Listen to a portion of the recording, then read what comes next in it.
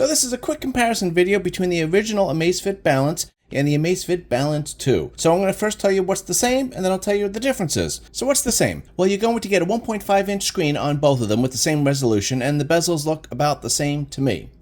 You get the same body material, which is aluminum, and then you get the polymer back on both of them. And you get the same replacement band size, which is 22 millimeters on both of them.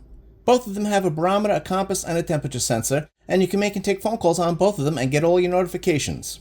Both have Zet Pay, which allows for mobile payments with the watch, but it has very limited availability and it is not available in the United States. Both track the same fitness and sleep data. They both have the Amazfit Assistant, which is Zep Flow. They both offer offline maps and GPX files, and they are both compatible with Apple and Android. But there is no Google Play or Apple stores, and there is no third-party apps available on either of these. Okay, so let's talk about the differences. Well, you probably can't tell, but the Balance 2 is slightly bigger and heavier, which I actually do like.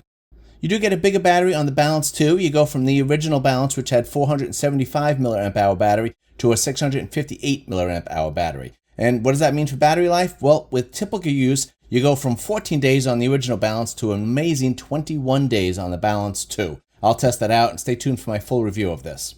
You do go from one speaker on the original Balance to two speakers on the Balance 2. This is designed mostly to help with call quality, but if you do listen to music on your watch, it should be better. The original Amazfit Balance had a screen brightness of 1500 nits, which is very respectable, but the Balance 2 bumps it up to 2000 nits. So there should be no issues seeing this outside. You do get a better processor on the Balance 2, but I don't think you'll notice any difference. Now, this might be the biggest upgrade. The display cover goes from tempered glass on the original Balance to sapphire crystal on the Balance 2. That was my biggest complaint with Amazfit products, is the tempered glass screen, but now Amazfit did a proper upgrade on the Active 2 and also on the Balance 2. The Balance 2 also does add a dedicated scuba mode, an option for downloading golf courses, and a jet lag feature. But these are all software upgrades, and they could come to the original Balance. Who knows? Amazfit is usually pretty good about upgrading older devices. If you like to store a lot of music on your watch, then this is a feature that you will love. The original Balance only had 4 gigabytes of memory, but the Balance 2 gets a big upgrade to 32 gigabytes. And you go from a 5 atmosphere rating on the original Balance to 10 atmospheres on the Balance 2.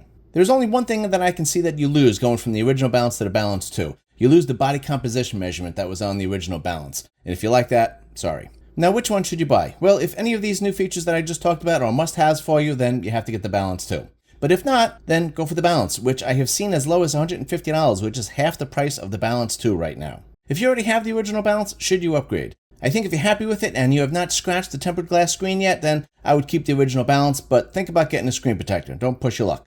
Check out my channel for full reviews of these watches and many more. Thanks for watching. See you on the next video.